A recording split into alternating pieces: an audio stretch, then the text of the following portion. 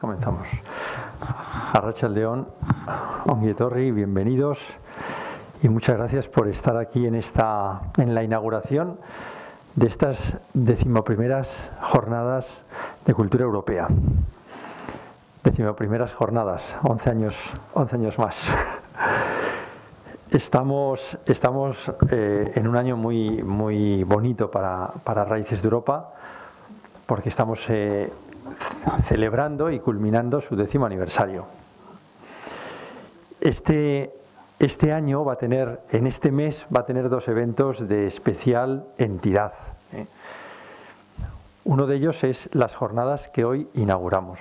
Unas jornadas que nos van a acercar a un tema especialmente bonito en general y en particular para Raíces de Europa, porque nos van a acercar a momentos y a creaciones de especial grandeza en la historia de Occidente, en la historia de Europa.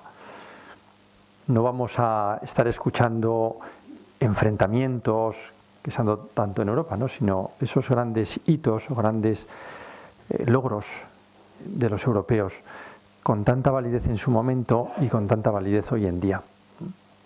Todo esto se va a realizar desde hoy, 4 de noviembre, hasta el 17 de diciembre. Van a ser las jornadas más largas de la historia de Raíces de Europa, 6 semanas.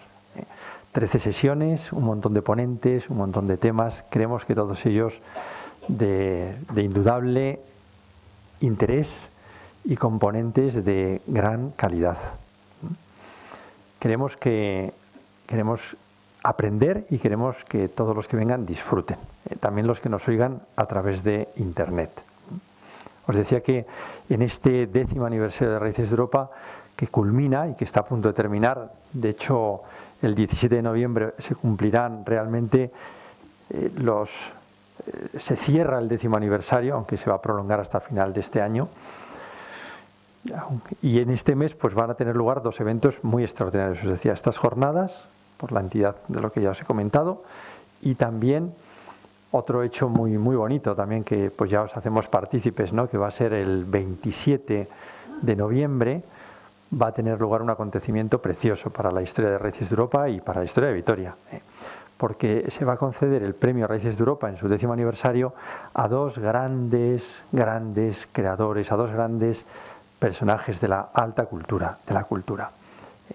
Se le va a otorgar a Antonio López, uno de los grandes pintores y escultores del panorama mundial, todavía vivo, de los grandes pintores contemporáneos, que yo cuando estaba hablando con él por teléfono y le mencioné, le expliqué pues el premio, le expliqué la ilusión que teníamos en que lo aceptara, y cuando aceptó venir a Vitoria yo estaba realmente emocionado, pero muy emocionado, también por su sencillez, pero es uno de los grandes del arte actual. Y va a venir también el director de una de las grandes pinacotecas del mundo, del Museo del Prado, Miguel Zugaza, además de aquí, de la tierra. Van a estar los dos, y pues el 27 tendrá lugar en el Hotel Canciller Ayala pues todo ese acto que para nosotros, ya os insisto, pues es algo verdaderamente especial. En la web tenéis información de este acto, y con él casi vamos a concluir, aunque luego tendremos ya en diciembre tendremos un acto muy bonito para Raíces de Europa, que es la cena de Navidad.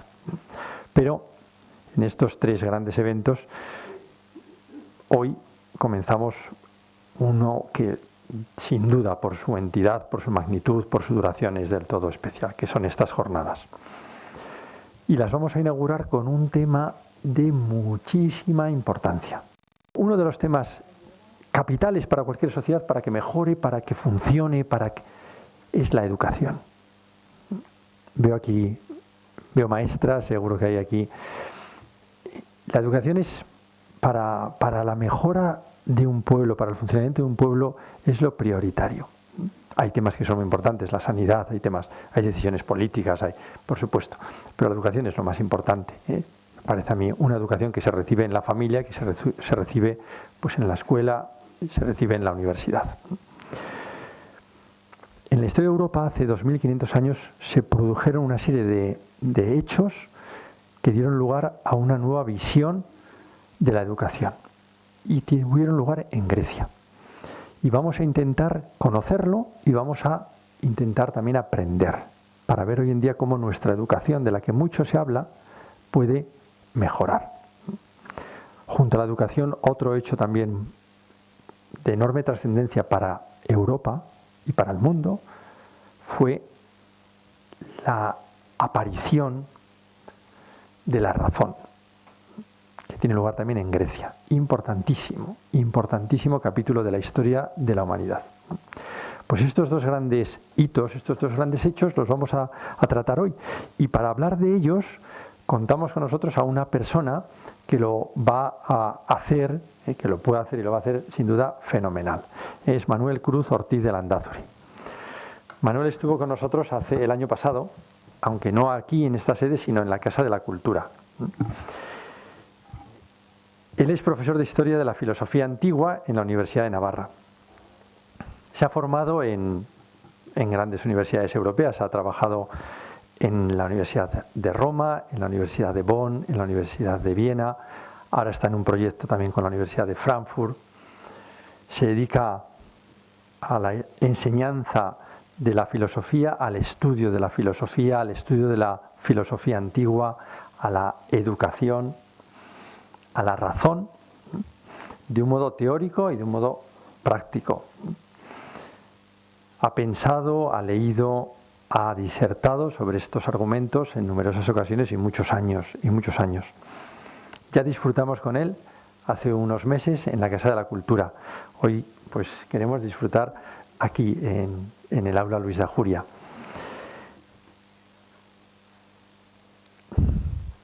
Bueno, tampoco quiero yo aquí, es decir, lo hará fenomenal y es bastante materia. Lo que vamos a hacer es, vamos a empezar por la educación, luego haremos un pequeño corte donde se podrán hacer preguntas y luego entraremos con la razón y de nuevo un nuevo momento para el coloquio, para preguntar, para plantear las dudas que tengamos, de eso se trata. Dicho esto, como hay mucha materia y poco tiempo, y yo ya me he enrollado bastante, Manuel, muchísimas gracias por estar con nosotros y tienes la palabra. Bueno, muchas gracias por la presentación y muy buenas tardes. He querido comenzar esta presentación con una imagen de un templo, que quizás algunos conocéis, que es un templo griego de Agrigento.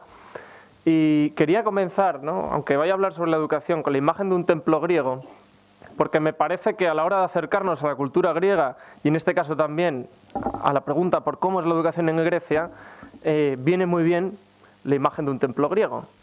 Porque podríamos acercarnos al mundo antiguo y en concreto a la pregunta por la educación de muy diversas maneras, ¿no? Quizás alguien podría decir que quizás esta cuestión de la educación puede ser interesante desde un punto de vista erudito, ¿no? Decir, bueno, pues igual que estudiamos un templo griego y nos parece interesante lo que hacían los griegos, los sacrificios, etcétera, etcétera, pues quizás también puede ser interesante acercarse así también al mundo de la educación, ¿no? Por una simple cuestión de curiosidad, ¿no? Y eso sería una primera aproximación. Me parece que se puede dar un paso más allá, ¿no? Y sería un segundo nivel de aproximación y decir, bueno, quizás la cultura griega y en este caso la educación puede ser interesante no solo por una cuestión erudita, ¿no? De curiosidad, sino porque entendiendo el mundo del pasado podemos entender el mundo de hoy, ¿no? Vemos un templo griego y decimos, bueno, es que esas columnas, ese dintel, eso yo lo encuentro en la plaza de mi pueblo, en la Diputación del Gobierno. Las instituciones griegas, pues hombre, no son las mismas, pero hemos aprendido cosas del arte y estudiando el mundo antiguo también nos permite entender el mundo de hoy. Hace poco tiempo, un amigo peruano, en este caso, recuerdo que le preguntaba, oye, debe ser muy interesante la cultura inca. Y me decía, es interesante, desde luego, pero una cosa que diferencia la cultura inca de la cultura griega es que la cultura inca no ha perdurado como tal, ¿no? De hecho, pues tuvo su momento y desapareció. En cambio, la cultura griega nos damos cuenta de que tuvo su momento histórico, pero ha perdurado, y en ese sentido pues también puede ser interesante. Pero me parece que es posible una tercera aproximación, ¿no? Una aproximación más profunda todavía a la cultura griega, y en este caso a la cuestión de la educación, y es tratar de ver qué podemos aprender qué valores esconde la cultura griega, y en este caso la educación, que pueden servir para la educación de hoy y la sociedad actual. Ciertamente los griegos fueron los inventores de algo así como la educación o la cultura.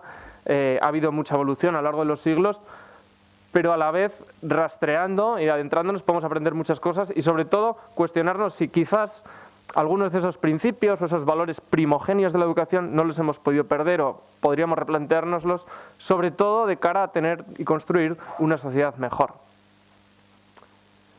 Bien, la palabra griega que designa la educación es la palabra paideia. Paideia significa el arte de formar a los jóvenes, ¿no? a los niños. Pero el concepto de paideia no es solo la educación, y esto es importante tenerlo en cuenta. La paideia es la educación, pero es sobre todo la cultura. La cultura entendida como el cultivo de la propia persona. Es decir, en el pensamiento griego, y podríamos decir que no solo en el pensamiento, sino desde las formas culturales iniciales, aparece la educación como un pilar básico sobre el cual construir la cultura y la sociedad. La idea de fondo es básica. Si no hay cultura, si no hay formación, es imposible tener buenos ciudadanos. Y si no hay buenos ciudadanos, sería imposible tener una buena comunidad política y una prosperidad material. Esa es la idea. ¿Cómo se logrará esa paideia, ese cultivo? Bueno, pues esa es la cuestión, ¿no? que va a tener desarrollo y que va a adoptar distintas modulaciones, ¿no? Lo primero que habría que advertir es que la cuestión de la educación y de la cultura en Grecia no es un tema uniforme. Es decir, no estamos ante una única cultura, un único modelo educativo, sino que, como bien sabréis, los griegos se organizaban en torno a ciudades-estado, en torno a polis, y cada polis tenía sus propias leyes y su propio modelo educativo. Y en este sentido, sobre todo, tenemos la cultura espartana, ¿no? que ha pasado a la historia por ser una cultura más bien militar, guerrera, la cultura ateniense, que es más bien el cultivo de la inteligencia del espíritu. Pero más allá de las diferencias, me parece que sí que es posible ir a algunos rasgos fundamentales y sobre todo algunos hitos, que es un poco lo que voy a ir repasando, y ver cuáles son los pilares de esa cultura griega, de esa paideia.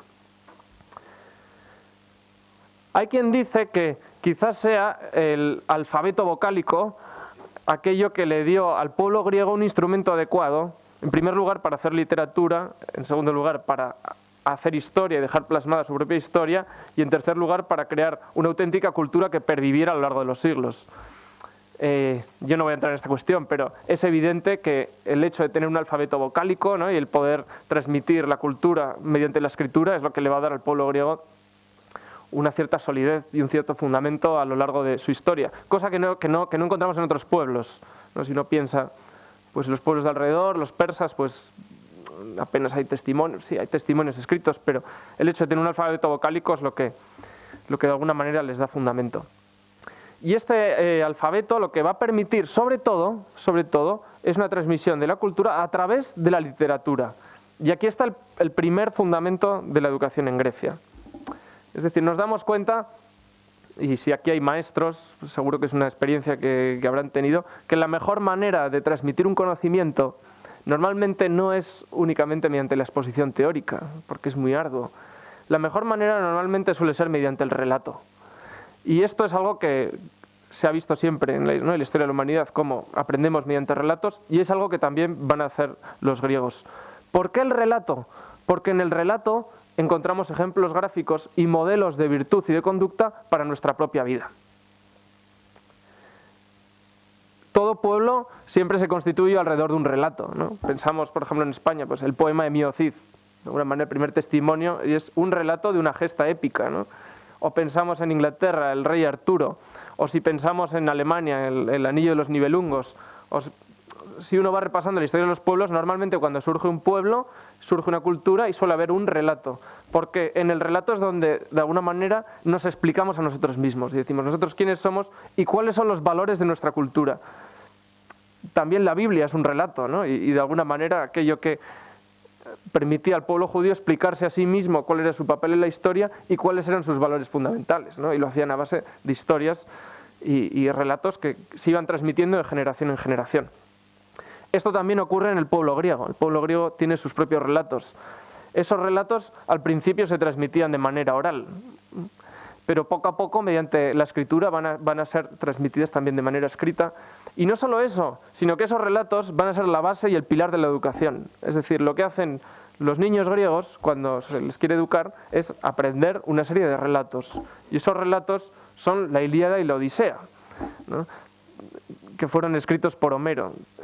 Sabemos cómo la Ilíada y la Odisea eran unos poemas épicos, ¿no?, igual que puede ser el Cantar de Mío Cid, o, ¿no?, el Anillo de los Nibelungos, o sea, cantares de gesta, heroicos, que cantaban una serie de rapsodas o poetas, parece ser que ciegos, ¿no?, porque siempre se ha visto que los ciegos tienen mejor memoria y se los podían aprender de memoria, que iban cantándolos de ciudad en ciudad. Bien, esos poemas evidentemente estaban hechos para deleitar, para encontrar gusto, pero no solo para eso. No hay que pensar que la Ilíada y la Odisea eran mero entretenimiento. La Ilíada y la Odisea son, sobre todo, los pilares fundamentales de la educación griega. ¿Por qué? Porque tanto en la Ilíada como en la Odisea hay un modelo de conducta humana. Se intentan transmitir unos valores. Homero, escribiendo eso, muy bien, nos encuentra un relato, algo entretenido, algo divertido, pero también unos modelos de conducta. Cosa que sería interesante también ver cómo incorporarlo a la educación hoy en día, ¿no? No solo la educación teórica, sino ver cómo imprimir los modelos de conducta. Bien, podemos decir que esto el cine y bien, los libros lo siguen haciendo, pero es interesante cómo los griegos, de alguna manera, todos aprendían la Ilíada y la Odisea casi de memoria.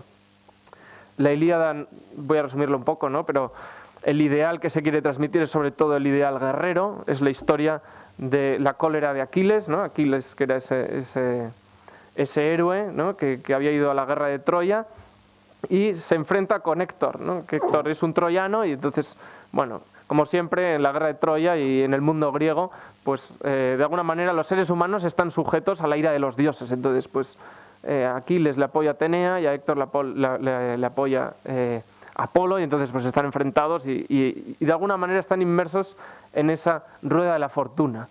Sin embargo, lo interesante, y aquí está el punto fundamental de la Ilíada, ¿no?, y es que Homero parece que nos quiere transmitir, y al menos así lo veían los griegos, el ideal guerrero y el ideal de amor a la patria como un pilar fundamental. Es decir, más allá de los conflictos que puede haber mediante, ¿no?, con los dioses, uno sí que tiene la libertad para decir yo voy a defender mi patria y voy a ir a la guerra, etcétera, etcétera. Este va a ser un primer ideal de excelencia, es decir, es un ideal del pueblo griego un tanto arcaico y que va a adquirir una evolución, ¿no?, pero sería como un primer ideal incluso de virtud, ¿no?, la nobleza de ánimo y el ardor guerrero.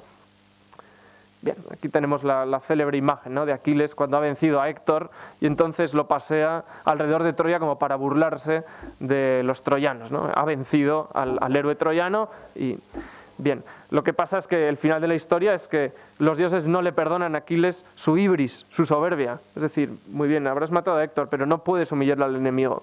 Cosa que también es un cierto valor que estaba presente en el mundo griego. La otra gran historia, el otro gran relato del pueblo griego es la Odisea. En la Odisea vemos cómo, que sería la continuación de la guerra de Troya, ¿no?, y como una vez que los griegos han vencido a los troyanos, el viaje de regreso de Ulises a casa, vemos cómo el ideal ya no es solo el ideal guerrero, ya no es solo el ideal de Aquiles que vence a Héctor y defiende a su patria, sino que en Ulises vemos también la astucia bien entendida, la prudencia y el uso de la razón, cosa que era también importante para el pueblo griego. Es decir, hombre, muy bien, una cosa es el ardor guerrero, pero otra es la aplicación de la razón para resolver los asuntos prácticos. Claro, en la Odisea muchas veces lo que veían los griegos eran respuestas prácticas a sus problemas vitales, ¿no? ¿Qué es lo que había hecho Ulises, ¿no? ¿Qué es lo que había hecho Ulises, por ejemplo, cuando siente la atracción del placer, ¿no? Y ahí está la historia de Ulises cuando viaja en el barco, de vuelta, ¿no?, se dirige hacia casa, y entonces parece que van a pasar por la isla de las Sirenas. La isla de las Sirenas, sabían bien los griegos y los compañeros de Ulises que era la llamada del placer, ¿no? Las sirenas con su canto arrastran. Y era un sonido tan terrible el canto de las sirenas que si alguien lo oía, irremediablemente se iba a conducir, iba a ir hacia la isla de las sirenas. Y una vez allí, las sirenas le iban a devorar. Por eso cuando se aproximan por allí, lo que les dice Ulises es, bueno, lo que vais a hacer es, vais a taparos los oídos con cera, precisamente para no escuchar el canto de las sirenas, morirá el placer. Lo que pasa es que Ulises no puede resistir la tentación de escuchar ese canto y decide, bueno, vosotros os tapáis los oídos con cera, pero yo me voy a atar al mástil del barco. ¿Me atáis? Bien. Bueno, el final de la historia pues es bien conocido, ¿no? Como Ulises sufre porque estaba escuchando esos gritos, esos cantos de las sirenas que tanto le llaman y está atado al mástil y no puede. Claro, en la Odisea lo que tenemos son lecciones prácticas de vida. Es decir, bueno, el placer es muy atractivo, pero el placer es peligroso. Hay que moderarlo mediante la razón. Quizás es más sabia incluso la actitud de los remeros que se han tapado los oídos que de Ulises, que en el fondo está sufriendo porque escucha la llamada del placer y no puede porque está ahí atrapado. Bien, junto a la literatura y estas grandes historias, ¿no?, que eran el pilar de la cultura y de la educación griega y que de alguna manera eran la base, no hay que perder de vista que no solo eran relatos en el sentido de historias que se contaban, sino que también iban acompañados de música y de ritmo, y con los cuales se intentaba también forjar una sensibilidad artística. Bien, junto a esa educación tradicional que pivota en torno a los relatos, también se va a desarrollar en el mundo griego nuevas formas de cultura, nuevas formas de educación que no estaban presentes hasta entonces. Y aquí es donde surge la enigmática figura de Pitágoras. Con Pitágoras aparece la educación matemática como un nuevo pilar de la educación griega. Bien, evidentemente las matemáticas ya habían sido elaboradas por los egipcios, pero es en Grecia donde adquieren el papel de un pilar de la educación y de una forma de academia y que se va a incorporar a la educación tradicional. La figura de Pitágoras es muy enigmática, ¿no? Realmente él se agrupaba con una serie de discípulos en una serie de círculos enigmáticos o mistéricos, ¿no?, en los cuales se estudiaban las matemáticas y la música, sobre todo para intentar desentrañar los secretos del cosmos. En el pensamiento pitagórico, la idea que subyace de fondo es que el cosmos está regido por leyes matemáticas. Y esto se advierte tanto en el movimiento de los astros, ¿no?, esos astros que vemos que tienen sus ciclos y que vuelven una vez sobre sí mismos y que mediante fórmulas matemáticas lo podemos llegar a descubrir, como en las formas geométricas y sobre todo en la música, ¿no? Si aquí hay gente que sabe un poco de música y que toca instrumentos, pues sabrá perfectamente cómo las composiciones musicales responden a patrones numéricos, ¿no? Y al final lo que queda bien en música es una cierta armonía, que son patrones de alguna manera numéricos. Claro, los pitagóricos intentan establecer el vínculo entre la música y los movimientos del cosmos y van a empezar a estudiar las matemáticas como un saber abstracto e interesante por sí mismo. Claro, en Pitágoras y en su escuela no solo tenemos el cultivo de las matemáticas, sino también el interés del pensamiento especulativo por sí mismo. Es decir, el cultivo de las matemáticas no por su practicidad, no porque vayan a ser útiles para construir puentes o porque vamos a poder predecir un eclipse, que eso igual también, sino porque es algo bueno, porque nos gusta conocer, nos gusta saber, y cultivando las matemáticas vamos sabiendo. De este modo, en el espíritu griego entra el razonamiento abstracto, y junto al razonamiento abstracto el ideal de proporción y armonía, ¿no?, que lo van a encontrar sobre todo en la medida numérica, en la medida geométrica. Esto es muy, muy interesante porque si examinemos, por ejemplo, el arte griego y cómo va a evolucionar la escultura y la arquitectura, siempre responden a patrones de proporción y medida, que son, en último término, proporciones numéricas, ¿no? Bueno, pues esto de alguna manera ya había partido de los egipcios, pero lo incorporan los griegos. Con Pitágoras de alguna manera se eleva, ¿no?, a una especie de rango de ciencia y de comunidad de saber, y luego va a perdurar, ¿no? Tanto es así que después Platón ¿no?, se dice, ¿no?, que en la entrada de su academia ponía: nadie entra aquí sin saber matemáticas, ¿no? Porque las matemáticas ya eran una cosa necesaria para poder luego, pues sí, avanzar en la filosofía, pero primero cultivar el espíritu abstracto, ¿no? Otro de los hitos fundamentales de la educación en Grecia que va vinculado a la cultura es el cultivo del arte y en concreto la tragedia. Bien. Realmente el origen de la tragedia no está nada claro, ¿no? Parece que todo tiene su inicio en una serie de cantos a Dionisios y eso va evolucionando y pronto se convierte en teatro y en representación escénica. Bien, no hay que pensar el teatro en Grecia como una mera forma de entretenimiento. En realidad, el teatro para los griegos era sobre todo una forma de reunión social. Es decir, ¿para qué iban los griegos al teatro? Pues sí, hombre, para entretenerse, pero sobre todo también para formar un espíritu colectivo. Es decir, y uno ve el teatro de Epidauro, y realmente en el teatro de Epidauro entran muchas personas. No era una mera o un entretenimiento para gente selecta. No, al teatro iba todo el mundo, ¿no? Iba todo el que se lo podía permitir, iba al teatro. Y iban no solo a ver comedias, algo divertido, sino a ver tragedias. Y esto es un punto interesante, porque la tragedia, como bien ha perdurado así la palabra, la tragedia no acaba bien. Y hombre, normalmente, en principio a nadie le gusta ir de entrada a ver una película que uno sabe que va a acabar mal, ¿no? Normalmente lo que nos gusta es, oye, yo voy al cine, pago mi entrada y quiero que acabe bien y quiero pasar un buen rato. En cambio, la tragedia uno va a pasarlo un poquito mal. ¿Por qué es esto así? Porque la tragedia tiende a ser un rito purificador, ¿no? Vinculado incluso a una cierta celebración religiosa, ¿no? Al menos el inicio está ahí, ¿no? Y es un rito purificador en clave educativa. ¿Cuál es la esencia de la tragedia? ¿no? Esa tragedia que se representaba mediante máscaras, ¿no? Primero lo representaban solo varones, no había mujeres, y siempre los personajes mediante máscaras, ¿no? Se ocultaban el rostro.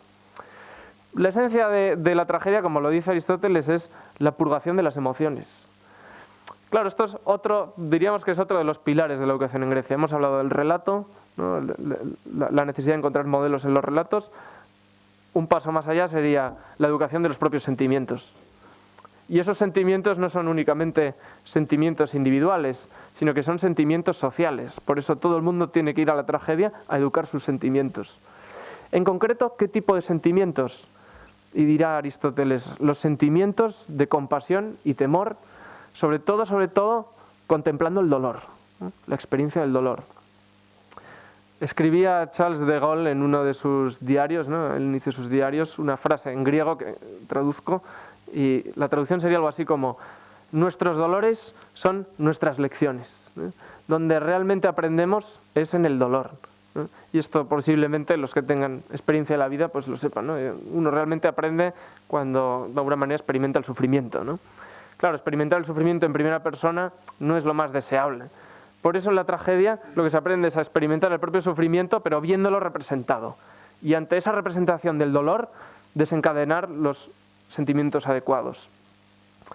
Esos sentimientos adecuados están sustentados también en una serie de valores morales, ¿no? Es decir, hay que compadecerse ante lo realmente valioso, y ahí tenemos una representación, y ante esa representación nos conmovemos. Y también ante las malas acciones hay que aprender a disgustarse ante ellas, y eso también pretende mostrarlo en la tragedia. Bien, uno de los grandes escritores de tragedias fue Esquilo, ¿no? Que parece que fue el primero que le dio una especie de forma y empezó a introducir, aunque sea 2 personajes, luego 3. Y realmente Esquilo lo que intenta representar en sus tragedias es el dolor, la compasión del dolor, ¿no? Y aquí tenemos quizás el ejemplo paradigmático, es el mito de Prometeo, ¿no? En concreto, la tragedia de Prometeo encadenado. ¿Quién era este Prometeo? Prometeo es una figura muy importante en el pensamiento griego porque había sido una especie de semidios, un titán, que había robado el fuego a los dioses para dárselo al género humano. Claro, el fuego no es sin más la capacidad de calentarse. El fuego para los griegos es sobre todo lo que ilumina, es la inteligencia, son las artes, ¿no? Son las artes, el fuego que nos permite pues hacer técnicas, ¿no? Construir mediante pues el metal y hacer cosas nuevas, eso es el fuego. Prometeo le roba eso a los dioses para dárselo a los hombres, es el símbolo de la inteligencia y de la razón. De alguna manera Prometeo es símbolo de la humanidad. Claro, los dioses, en concreto Zeus, no le perdonan a Prometeo el haber robado el fuego a los dioses, esa razón. Y por eso Prometeo es encadenado por los dioses. Claro, como Prometeo es inmortal, Zeus decide establecer para él un castigo eterno. Y ese castigo eterno es que un águila iba todos los días y le comía el hígado. Claro, como era inmortal, ese hígado se regeneraba y entonces al día siguiente el águila volvía a comerse el hígado de Prometeo y así sucesivamente, ¿no? Bueno, Esquilo lo que intenta representar en la tragedia de Prometeo, que es es realmente impresionante porque prácticamente el único personaje es Prometeo, ¿no? Y alguno, ¿no?, que entra en diálogo, es el dolor humano. Es el símbolo del dolor humano que está sufriendo ante los dioses. Quizás ese dolor que de alguna manera para el griego todavía es incomprensible, pero que suscita compasión y que realmente tenemos que aprender de él, ¿no? Sobre todo aprender a no tener ibris, esa soberbia, ¿no?, que consideran los griegos, a no intentar ser más que los dioses, ¿no?, sino ser humilde y conformarse con menos. El otro gran escritor de tragedias es Sófocles, que también fue un gran educador del pueblo griego. En Sófocles ya no solo es la experiencia del dolor, sino que intenta imprimir en sus tragedias nuevos temas y sobre todo adentrarse en la personalidad moral, que va a ser también uno de los grandes pilares del pensamiento griego. Bien, la más célebre trilogía de Sófocles pues es, ¿no?, Edipo rey, Edipo en Colono y Antígona, ¿no? Bueno, la historia sería larga y tampoco voy a desarrollarla del todo, ¿no?, pero pues conocemos, ¿no?, la historia de Edipo frente a la Esfinge, ¿no?, como Edipo había recibido ese oráculo de los dioses, ¿no?, nada más nacer, que iba a matar a su padre y se iba a casar con su madre. Y entonces los padres deciden, bueno, hay que deshacerse de él. Y como pasa en tantas otras historias, el verdugo, en vez de matarlo, decide, bueno, pues lo da a unos pastores, y entonces pues Edipo se cría con esos pastores, y Edipo en un momento dado decide ir a Tebas. Y en ese camino a Tebas, pues por una serie de medio accidente, medio error, mata a su padre. Y a la vez, en ese viaje, consigue resolver el enigma de la Esfinge. Y al resolver el enigma de la Esfinge, al llegar a Tebas, deciden proclamarlo rey. De modo que lo proclaman rey, había matado a su padre y se casa con su madre. Los dioses no le perdonan tampoco a Edipo el haber consumado ese oráculo, ¿no? Eso que casi Edipo parece una especie de marioneta en manos de los dioses. De modo que la tragedia se abalanza sobre él y sobre toda su familia. De modo que Edipo es ciego y Antígona tiene que acompañar a Edipo, ¿no? Y ahí vemos el ejemplo de la piedad de Antígona. Pero Antígona no solo va a ser un ejemplo de piedad para su padre, sino que va a ser también, y quizás es la primera vez en la historia, donde aparece algo así como la ley moral o el derecho natural. ¿Por qué? Porque tras la muerte de Edipo, lo que va a suceder entre la familia es que los hermanos se van a enfrentar, en concreto los dos hermanos de Antígona, y de hecho van a morir. Y según las leyes de la ciudad, y sobre todo la ley que había promulgado el tirano, que entonces reina, ¿no?, Creonte, no se podía dar sepultura al cuerpo del hermano de Antígona. Y Antígona entonces, en un momento muy, muy trágico, pero a la vez muy conmovedor, dice aquello de que hay unas leyes interiores más fuertes que las leyes de la ciudad, incluso que las leyes de los dioses. Y según esas leyes, Antígona siente el deber de dar sepultura al cuerpo de su hermano, ¿no? Con lo cual lo hace, y al hacerlo desencadena también la tragedia.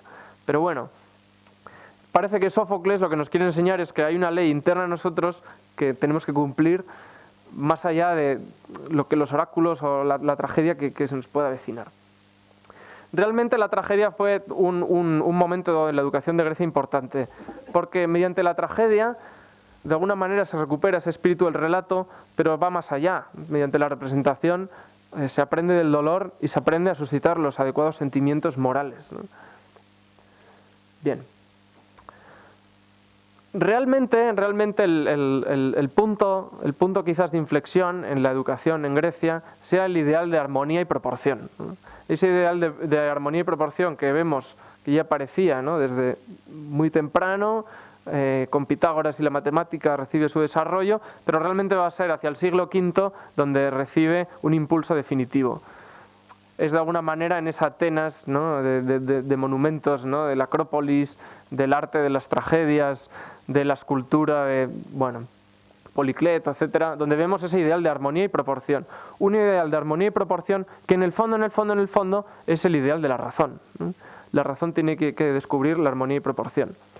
Ese ideal de armonía parece que viene o está muy vinculado al desarrollo de la medicina, ¿no? La medicina tuvo también una importancia muy capital en el desarrollo de la educación en Grecia, porque la medicina griega sobre todo se apoya en la teoría del equilibrio.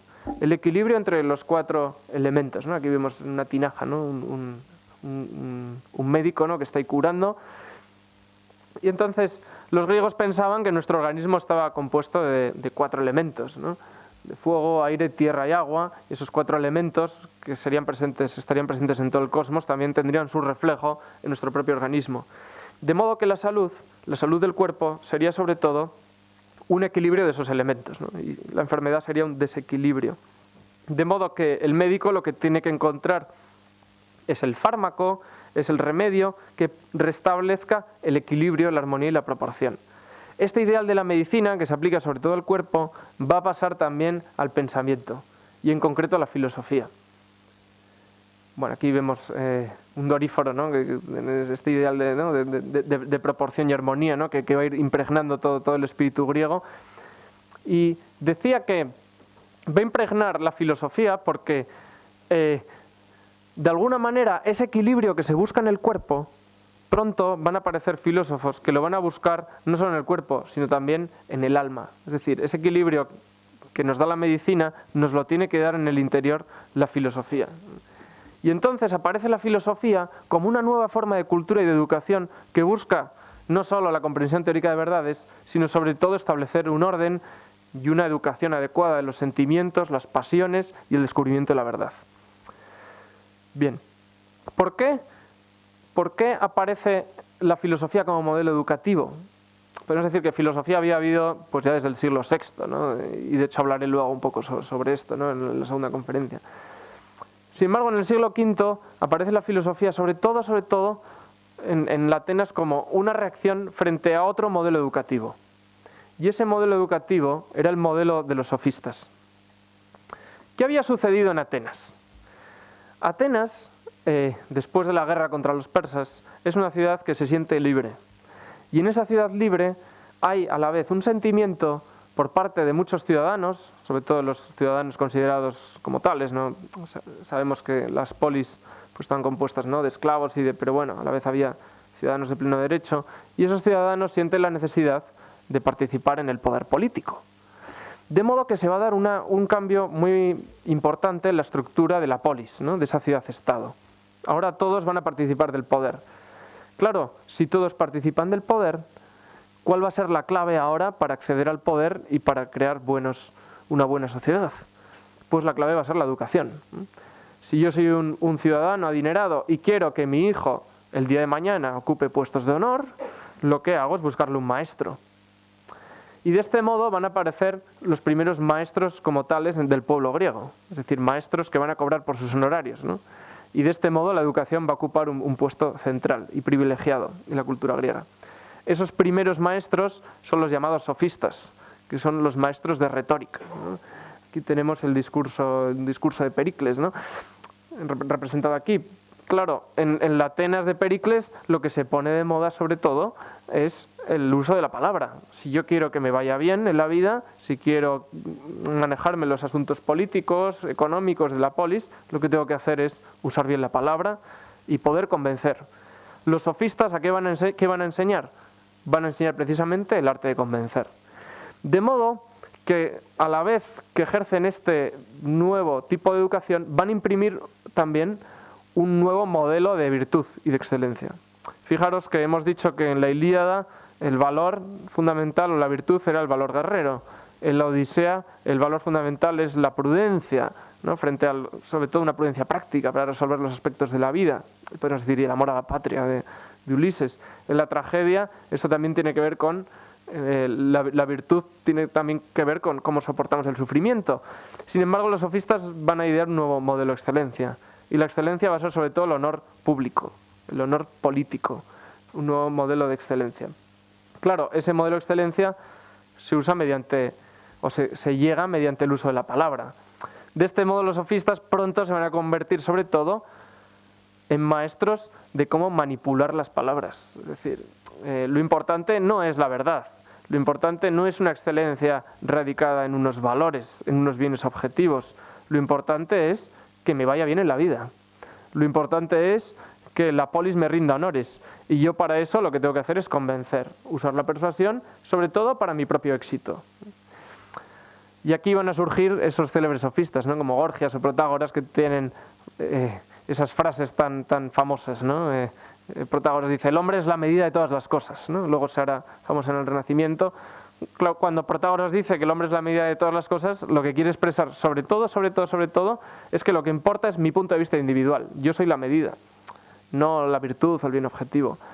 Y luego está Gorgias, que dice aquello de que nada existe, si algo existe no se puede conocer, y si algo se pudiera conocer no se puede expresar, ¿no?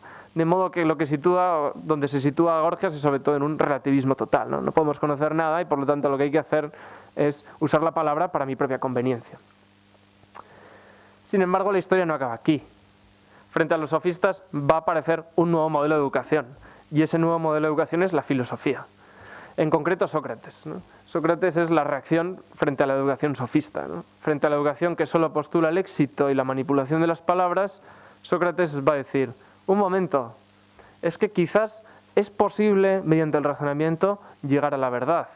Quizás la auténtica educación tiene que buscar valores universales, el bien, la belleza, la justicia. Quizás podemos, mediante el diálogo racional, llegar a descubrir qué es lo bueno y aplicárnoslo en nuestra propia vida. Claro, ese ideal de la razón solo es posible mediante un tipo de vida exigente, ¿no? Y eso es precisamente lo que representa Sócrates, un ideal de vida radical, ¿no?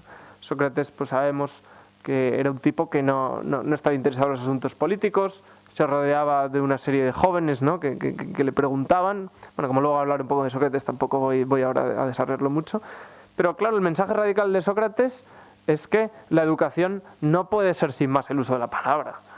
No podemos usar la palabra para lo que nos conviene. La educación tiene que apuntar al descubrimiento de una verdad. Y es en base a esa verdad, y su descubrimiento sería la filosofía, el amor al saber, como encontramos un pilar sólido, ¿no? No educar solo el uso de la palabra, sino educar también la inteligencia. Pero la inteligencia para descubrir la verdad. De este modo, fijaos cómo tenemos ya un recorrido. Hemos empezado por los relatos, una serie de valores primeros, la educación de los sentimientos, y tenemos ahora la educación de la inteligencia. Pero no es solo la educación de la inteligencia como hacían los pitagóricos, ¿no? De las matemáticas, sino la inteligencia para descubrir la verdad en mi propia vida. Bien, continuando con ese ideal educativo de Sócrates, van a aparecer o van a ir desarrollándose una serie de modelos educativos en clave socrática, ¿no? El gran desarrollador de Sócrates es su discípulo Platón. Como luego voy a hablar un poco más de Sócrates, de Platón y Aristóteles, ahora simplemente me voy a centrar en los aspectos que tienen que ver con la educación y luego me centraré en otras cuestiones.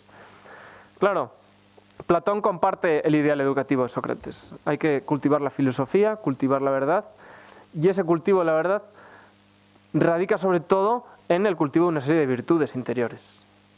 Sobre todo porque si no logramos la justicia y la justicia interior, va a ser imposible lograr la justicia de la polis. Platón en realidad es un filósofo interesado y yo casi diría obsesionado por cuál es el mejor modelo educativo.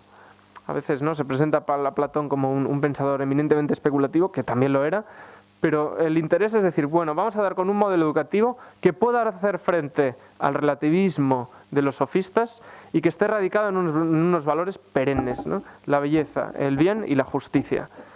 Claro, ese bien, esa belleza y esa justicia, dirá Platón, no los encuentro en el exterior, los encuentro sobre todo cuando miro en mi interior. Por eso la educación tiene que ser una educación contemplativa de moderación de los apetitos hacia adentro, ¿no? Es decir, hay que mirar en el interior. De este modo, si logramos construir la justicia interior, si logramos vivir una vida justa en nuestro interior, lograremos ser buenos ciudadanos. Y si logramos ser buenos ciudadanos y logramos buenos gobernantes, entonces el bienestar de la polis está garantizado. ¿Cómo logramos una buena sociedad? Diría Platón, con una buena educación. ¿Cómo logramos una buena educación? Enseñando sobre todo las virtudes. No solo las virtudes, ¿no? Diré también la música, la gimnasia, las matemáticas, pero tiene que haber virtudes y un saber contemplativo, ¿no? Por así decir, que no nos detengamos, ¿no? Que la educación no puede estar solo centrada en las apariencias o en el mero éxito, como decían los sofistas, sino que tenemos que anclarla en valores universales y valores perennes, ¿no?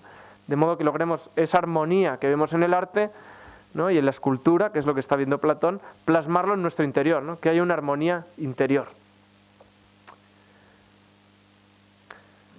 Bien, y por avanzar un poco más, ¿no? También me gustaría decir algo de Aristóteles, ¿no? Aristóteles, que también es discípulo, ¿no? Diremos la secuencia, ¿no? Sócrates, Platón, pues el discípulo de Platón es Aristóteles. Aristóteles es un poco más práctico que Platón, pero Aristóteles también dice cosas interesantes sobre el modelo educativo. En concreto, Aristóteles va a señalar cuáles tienen que ser los pasos adecuados para una correcta educación. Y dirá que al niño, sobre todo hay que educarlo mediante la música. Porque, y esto es una frase que luego será célebre, ¿no? en todo el mundo de la educación, la clave de la educación, dirá Aristóteles, es complacerse y entristecerse con lo que es debido. Es decir, complacerse con lo bueno y entristecerse o sentir repugna frente a lo malo. Claro, solo podemos llegar a sentir placer con lo bueno o repudiar lo malo si tenemos unos modelos adecuados. Esos modelos que el propio Aristóteles veía en los relatos fundamentales. Y esos modelos, dirá, los logramos mediante la música. ¿Por qué la música? Porque la música es un tipo de educación basada... La música hay que entenderlo en un sentido amplio. En el mundo griego es la poesía y es el ritmo y es la melodía, que logra suscitar unos sentimientos y además nos pone ante unos ejemplos vivos de conducta. De manera que lo importante es dar con modelos, con un tipo de música, un tipo de poesía, en los cuales tengamos un modelo de virtud adecuado. De modo que el niño, de manera natural, pues aprenda, mediante ejemplos gráficos, qué es lo bueno y qué es lo malo. Junto a la música habrá que hacer ejercicios de gimnasia, diría Aristóteles, para cultivar el cuerpo y enraizar, sobre todo, ¿no?, la fortaleza frente a las dificultades exteriores. Y luego ya vendrá el ejercicio intelectual, ¿no?, y el ejercicio contemplativo. Claro, el ideal de Aristóteles es lograr un buen ciudadano, pero un buen ciudadano no en el sentido de un ciudadano que le va bien económicamente, ¿no?, sino un ciudadano que aporta algo a su comunidad política.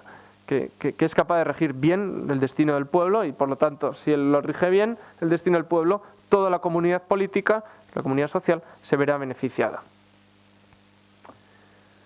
Bien, por ir terminando, ¿no? Vuelvo con el templo, ¿no? Y de alguna manera con esa pregunta, ¿no?, que nos hacíamos al inicio. ¿Qué podemos aprender del pueblo griego, ¿no?, y en concreto de la educación? Hemos visto varios hitos fundamentales, ¿no?, desde los primeros relatos, las matemáticas, la tragedia, la filosofía. En general, los griegos, en su evolución cultural e intelectual, vemos cómo van a ir desplegando un modelo de conducta no solo basado en el ejercicio de la razón, sino también en la educación de los propios sentimientos, y también el aprendizaje mediante los relatos, ¿no? Porque el relato nos permite forjar unos valores, ¿no?, gráficos, unos ejemplos gráficos. Bien, este modelo educativo diríamos que tuvo gran éxito en la antigüedad, ¿no? De hecho, los romanos quedaron fascinados no solo por la cultura griega, sino también por su educación, y de hecho lo que hacía un romano pudiente era contratar o comprar directamente un esclavo culto griego que enseñara a sus hijos, ¿no? Porque de alguna manera era la manera de garantizar que esto se iba a poder llevar a cabo. Claro, evidentemente luego este modelo educativo, pues con la crisis del mundo antiguo, pues iba a desaparecer como tal. Pero me parece que podemos aprender todavía mucho del pueblo griego y de este modelo educativo, sobre todo cómo termina, ¿no?, con la filosofía y el ideal de la razón. ¿Qué podemos aprender? Podemos aprender sobre todo que la educación no puede ser únicamente una cuestión pragmática, ¿no? Que la educación no puede ser algo que únicamente mire al bienestar material, ¿no? Claro, muchas veces, ¿no?, vemos en los planes educativos cómo las asignaturas incluso se plantean en clave de, bueno, cómo logramos tener, pues no sé, ¿no?, mejoras técnicas, o ¿no?, que los hijos pues les vayan bien, ¿no?, con cuestiones económicas, y entonces que aprendan. Bien, esas cosas son importantes, pero lo importante es forjar buenos ciudadanos. Y un buen ciudadano no puede ser únicamente el que está preocupado de su bienestar individual, sino el que está preocupado del bienestar de la polis, del Estado, de la comunidad. Y eso se logra en la medida en que logramos transmitir una serie de valores universales y perennes, y eso se va incorporando, ¿no? El segundo punto fundamental es que esos valores hay que incorporarlos mediante hábitos, ¿no?, que son las llamadas virtudes. Mediante hábitos que se vean en modelos gráficos, pero también inculcándolos mediante la práctica. Y por último, y ya con esto termino esta primera exposición, es que la educación, aunque apunta al ideal del buen ciudadano, también tiene que apuntar a la contemplación, ¿no?, a aprender a disfrutar del ejercicio intelectual, porque eso de alguna manera también nos eleva y eso también de alguna manera nos hace estar por encima de las cosas materiales y mirar un poco más allá. Y al final eso es realmente muchas veces lo que nos enriquece, ¿no? Cuando somos capaces de contemplar intelectualmente, no digo solo mediante una exposición teórica, ¿no? Pero mediante las obras de arte, mediante una buena película, mediante una obra de literatura, porque eso realmente alimenta nuestra interioridad, como bien supieron ver los griegos.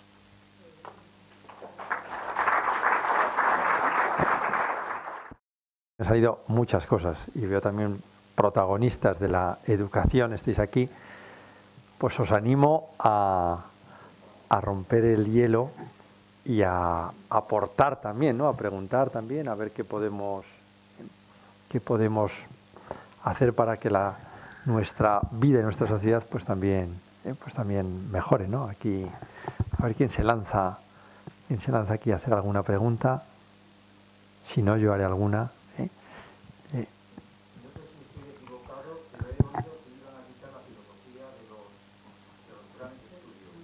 Más que quitarla, creo que la van a reducir bastante. La van a hacer optativa en, no sé si en segundo bachillerato, y van a reducir horas. Sí. ¿Quieres que me exprese? Bueno, esto yo creo que tiene una doble lectura. O sea, por una parte creo que desde un punto de vista puede ser negativo, porque uno dice, hombre, la filosofía del cultivo de la razón, enseñar a pensar a la gente parece que es importante, reducir horas de eso, pues ciertamente yo creo que quizás no es lo mejor, ¿no? Y entonces hombre, por otro lado, todo tiene una doble lectura, y es que, hombre, también a veces cuesta, ¿no? a los alumnos así jóvenes, ¿no? O sea, y de hecho no sé si aquí hay algún profesor de filosofía, posiblemente se encuentra con alumnos que les cuesta mucho a esas edades realmente comprender los problemas filosóficos. Bien, yo creo que sea cual sea la lectura, creo que lo importante es cómo logramos transmitir un pensamiento abstracto y sobre todo cómo logramos enseñar a pensar a los alumnos, ¿no? Y creo que eso es a lo que tiene que apuntar la filosofía. O sea, quizás la solución no sea reducir las horas, sino ver cómo se da mejor. De todos modos, yo sospecho que lo que hay detrás de esa reducción de horas es sobre todo una actitud pragmática, ¿no? Es decir, pues en vez de filosofía, pues vamos a dedicarnos a, pues no sé, ¿no? A aprender cosas más técnicas o más idiomas, cosas que están muy bien, ¿no? Claro, lo interesante es, oye, ver cuál es la actitud de fondo, o sea, por qué se quita la filosofía, porque quizás si es sin más por una actitud pragmática realmente me parecería mal. O sea, creo que esa actitud de enseñar a pensar y a la reflexión creo que es importante. Si es porque no funciona bien o porque hay alumnos que les cuesta mucho, habría que pensar cuál es el remedio oportuno, ¿no? Para pues, si en vez de la filosofía, ¿qué? Pero si es sin más por una actitud pragmática, creo que sería un error.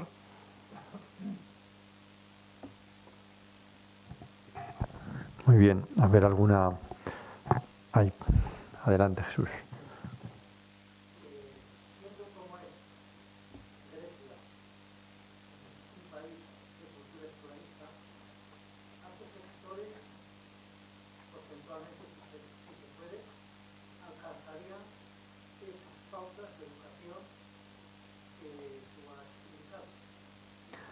Sí, es una cuestión además difícil, ¿no? Porque yo tampoco es que sea un historiador de la antigüedad, o sea, que pueda dar así un dato como muy preciso. O sea, lo que está claro es que el ideal de cultura y de educación es accesible a muy pocos. O sea, estoy pensando pues quizás a un 10%, ¿no? De la población. O sea, al final ciudadanos o hijos de ciudadanos que se vayan a dedicar a la educación política pues son unos pocos. Pero de todos modos, hay aspectos de esta educación que sí que afectan, ¿no? O sea, de hecho a las tragedias iba mucha gente, o sea, no únicamente los ciudadanos de pleno derecho y de alguna manera la Ilíada y la Odisea eran más o menos conocidas. Otra cosa es el grado, ¿no? O sea, aprenderlas de memoria y saber leer y escribir realmente a muy pocos. Claro, el pueblo griego es un pueblo de contrastes, ¿no? Vemos por un lado una sociedad muy culta en algunos aspectos y por otro lado todavía sigue siendo una sociedad esclavista. Quizás no una sociedad esclavista tan fuerte como otros pueblos, todo hay que decirlo, ¿no? O que por lo menos parece la esclavitud. Bien, a mí me parece que esto hay que verlo en clave, ¿no? de desarrollo de la propia humanidad, ¿no? O sea, la humanidad hemos ido dando pasos poco a poco, de hecho es un poco lo que hablaré ahora, ¿no? Cómo vamos dándonos cuenta mediante la razón de cosas que van mejor y van peor, y poco a poco pues se van mejorando las cosas. Pero está claro que la educación perfecta solo afectaba, o solo la adquirían unos pocos, ¿no? Me parece también muy interesante, ahora hacemos ahí esa pregunta, ¿no? Pero efectivamente esta reflexión, claro, nosotros tendemos lógicamente a juzgar y a conocer y a valorar de acuerdo a nuestro tiempo, que es lo que nosotros conocemos bien, ¿eh? Pero me parece que es muy importante en la historia valorar los avances, ¿no? Que a lo mejor pueden parecer, bueno, pues pueden parecer pequeños, ¿eh?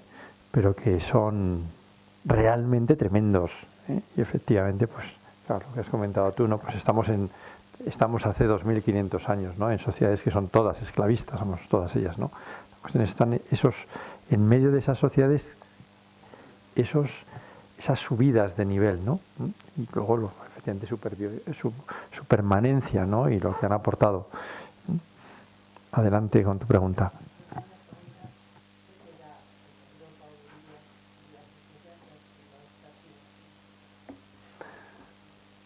Yo diría que mucho. Lo que pasa es que siempre la perspectiva en torno a una cultura en general es difícil. O sea, también porque estamos en una cultura ahora mismo muy cambiante. Estamos en un momento de crisis cultural. No crisis quizás en el mal sentido, ¿no? La crisis no tiene por qué ser necesariamente mala. O sea, el fruto de la crisis ya veremos cuál es. Pero estamos en un momento de cambio, ¿no? Y todo un momento de cambio es un momento de crisis y de cambiar los paradigmas. Está claro que Europa más o menos ha avanzado, ¿no?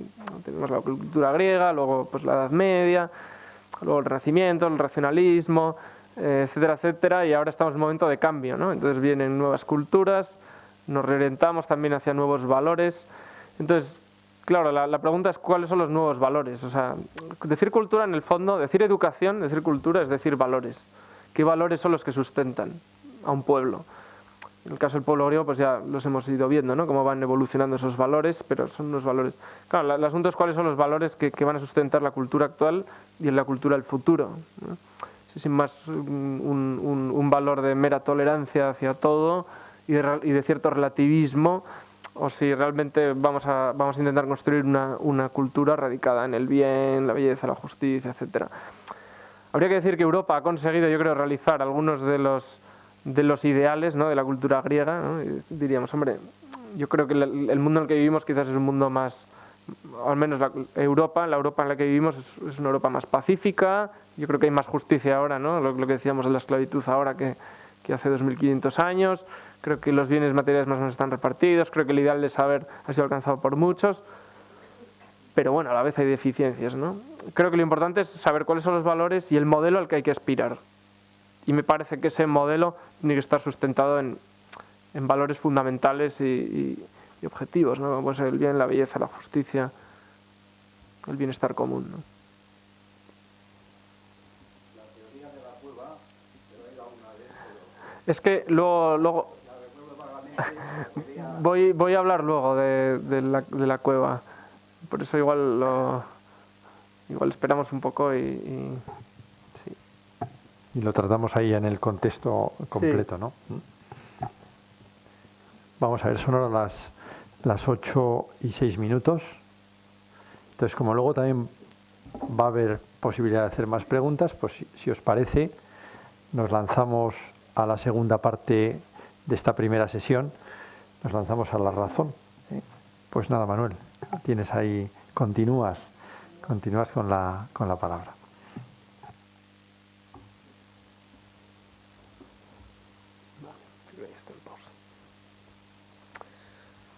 Muy bien. Bueno, si hemos comenzado la anterior exposición con un templo griego, esta también quería empezarlo con un templo griego. Lo que pasa es que en este caso estamos ante un templo casi medio destruido, ¿no? Y es el célebre templo de Apolo en Delfos. ¿Por qué empezar con Apolo en Delfos? Porque en el templo de Apolo en Delfos había dos inscripciones que son también dos pilares fundamentales de la cultura griega y que hacen referencia explícita al tema, ¿no? Que es la racionalidad y cómo se desarrolla a lo largo del pensamiento griego. En el dintel de Apolo en Delfos había dos frases. Una decía, nada en exceso, lo cual parece que es una frase bastante sencilla de entender, ¿no? Nada en exceso, todo exceso es malo y por lo tanto hay que ponerle un poco de control a nuestros deseos. Y el segundo decía así, y es más enigmático: conócete a ti mismo, conócete a ti mismo. Bien, yo me atrevería a decir que en este conócete a ti mismo está la clave de la cultura europea. Porque en el fondo, lo que ha distinguido Europa, lo que distingue el pueblo griego y lo que hemos heredado del pueblo griego frente a otras culturas, es el ideal de la razón y el ideal de poder profundizar más sobre nuestra propia existencia y nuestra propia verdad. Que eso es, en el fondo, el mensaje del oráculo. Conócete a ti mismo. Bien, no me he resistido a poner aquí un pequeño chiste ¿no? de Mafalda, ¿no? ¿Qué te parece esta frase? Felipe, conócete a ti mismo, ¿no? Me parece excelente, tal, ¿no? Y Felipe, bueno, Dios mío, y si no me gusta, ¿no? Claro, conocerse a sí mismo siempre es un riesgo. Podríamos decir que el ideal de la razón no es un ideal fácil, ¿no? Y que solo es posible alcanzar este ideal de la razón en la medida en que uno tiene un cierto compromiso con la verdad, ¿no? Es decir, uno está dispuesto a descubrir la verdad mediante su razón y está dispuesto a ponerla en práctica. A la vez yo diría que creo que este esfuerzo intelectual y práctico lo ha hecho la cultura europea. Y antes alguien preguntaba, ¿no?, por la esclavitud, y en tantos otros temas vemos como ha habido una evolución. Esa evolución solo es posible en la medida en que hemos sido capaces de hacer un cierto juicio crítico sobre nosotros mismos y decir, oye, quizás en nuestra cultura hay cosas que van bien y hay cosas que van mal. Vamos a ver mediante la razón qué cosas van mal para corregirlas. Y poco a poco vamos descubriendo cosas que quizás no estaban del todo bien y nos vamos corrigiendo, como por ejemplo puede ser la esclavitud, o como vemos también en el trato a la mujer, o como vemos quizás más recientemente, ¿no?, en las últimas décadas, la ecología, ¿no? Nos damos cuenta mediante nuestra razón que hay cosas que conviene respetar y que son buenas. Todo eso en el fondo es el ideal de la razón, es el ideal del conócete a ti mismo que vamos desplegando y creo que es una de las notas características de la cultura europea. Pero este ideal de la razón tuvo un comienzo. Este ideal de la razón no aparece de repente, ¿no? Y no ha sido un desarrollo así como de la nada, sino que, y en concreto se desarrolla en Grecia, ¿no? En Grecia. Y más en concreto, aunque esto es ¿no?, la Acrópolis, ¿no?, en Atenas, donde va a recibir un impulso muy fuerte, ¿no?, este ideal de la racionalidad, en torno a la filosofía de los primeros filósofos, ¿no? Los primeros filósofos, sobre todo, la cuestión que les interesaba era la cuestión del cosmos, ¿no? Algo tan evidente como, bueno, vamos a dar un paseo por la oscuridad y entonces lo que nos encontramos en mitad de la noche es el cielo estrellado. Y ese cielo estrellado que es tan maravilloso y que tanto nos fascina y que ya estamos tan desacostumbrados a verlo porque ya no lo vemos, a los griegos también les fascinaba. Y eran capaces de ver en ese cielo estrellado un cierto orden, un cierto ciclo. Entonces, pues oye, los astros cambian, pero en ese cambio hay un cierto orden, y ese orden lo podemos ir descubriendo. ¿Cómo? Mediante la razón. Y del mismo modo que descubrimos el ciclo de los astros, quizás podemos ir comprendiendo mejor qué es la naturaleza. De este modo, en Grecia aparece una cosa nueva, algo distinto, algo que va a ser como dinamita en la historia no solo de Grecia y de Europa, sino en la historia de la humanidad. Y es el descubrimiento de la razón. Lo que se ha llamado el paso del mito al logos. La explicación mítica es aquella en la que se intenta explicar la realidad acudiendo a elementos fantásticos, mitológicos, imaginarios, ¿no? Es que ha caído un rayo. Bueno, será que Zeus está enfadado y nos tira un rayo, ¿no? Es que, no sé, ha pasado tal fenómeno atmosférico, pues será que los dioses están enfrentados. Es que me ha ido mal en la vida, pues será que un dios... ¿Qué es lo que distingue al mito de lo que es razonamiento, de lo que es filosofía, de lo que es ciencia? Que la filosofía, la ciencia, busca una explicación basada en causas, una explicación, podemos decir, racional, ¿no? Si nos hiciéramos la pregunta, oye, ¿por qué ahora en otoño caen las hojas de los árboles? Pues hombre, quizás alguien podría decir, hombre, quizás hay unos duendecillos que por la noche pues salen de los árboles y mueven un poco las hojas y entonces se caen. Sería una explicación mitológica. En cambio, lo que distingue el mito del logos, el razonamiento, es que sabemos dar con las causas. Es decir, oye, mira, yo esos duendes no los veo, no sé qué me estás hablando. En cambio, sé que los árboles tienen un proceso, un ciclo, y entonces pues cuando llega el otoño pierden no sé qué sustancia y entonces pues eso hace que se caigan las hojas y luego nacerán de nuevo. En la medida en que yo sé la razón, puedo explicar las cosas, tengo un tipo de explicación distinta, que me da cierto grado de verdad. Esto es precisamente lo que ocurre en Grecia, ¿no? En torno al siglo VI a.C., que una serie de tipos de filósofos empiezan a preguntarse por la racionalidad de la naturaleza. De este modo, pues se va a ir desarrollando un pensamiento, una racionalidad sobre todo, o van a intentar descubrir una racionalidad en el mundo. Hemos visto, ¿no?, como Pitágoras mediante las matemáticas, bien, y como Pitágoras pues tantos otros, ¿no? No voy a entrar ahora en cuestión de detalles porque nos llevaría muy lejos y creo que tampoco es el objetivo, ¿no?, de esta presentación. Sin embargo, volvemos aquí a Sócrates, ¿no? Y es que, aunque esa primera filosofía y ese primer razonamiento se dirige hacia la naturaleza, pronto va a suceder, sobre todo en la figura de Sócrates, que el pensamiento se va a centrar en el hombre. Es decir, hombre, quizás esta razón que nos permite entender la naturaleza también nos puede permitir eso que declaraba el oráculo de Delfos: conócete a ti mismo. Quizás esa es la misión que tiene también la razón, no solo comprender la naturaleza, no solo hacer ciencia, sino saber quiénes somos realmente, qué es lo importante en la vida y poner orden respecto a eso importante. Hablamos antes como los sofistas pues decían, bueno, lo importante es el éxito. Oye, es que quizás pensando, si ejercito mi razón, me doy cuenta que lo importante más allá del éxito puede ser pues el bien, la comunidad política, los demás, la educación, y respecto a eso poner un orden adecuado en mi vida. Y entonces la razón aparece como el arte del buen gobierno. Voy a intentar adentrarme un poco más en la figura de Sócrates, que la he presentado antes brevemente, pero realmente en Sócrates tenemos el ideal auténtico de la razón. Sócrates es el auténtico padre de la ética y yo me atrevería a decir de los valores fundamentales de la cultura occidental. ¿Por qué? Porque en Sócrates encontramos un método para descubrir la verdad. Un método que está caracterizado, en primer lugar, por un compromiso existencial. Es decir, Sócrates es una persona convencida de que mediante el razonamiento podemos descubrir ciertas verdades universales, en primer lugar. Y en segundo lugar, está convencido de que practicando esas verdades nos logramos hacer justos y vamos a ser felices.